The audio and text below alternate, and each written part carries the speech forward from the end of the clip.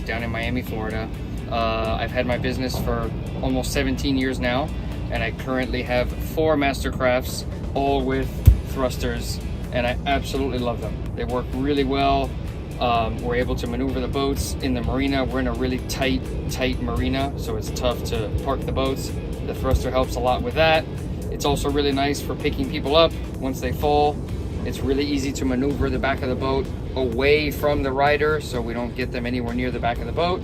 And then for wake surfing, it's especially good for when we're trying to set up a new rider to ride for the first time.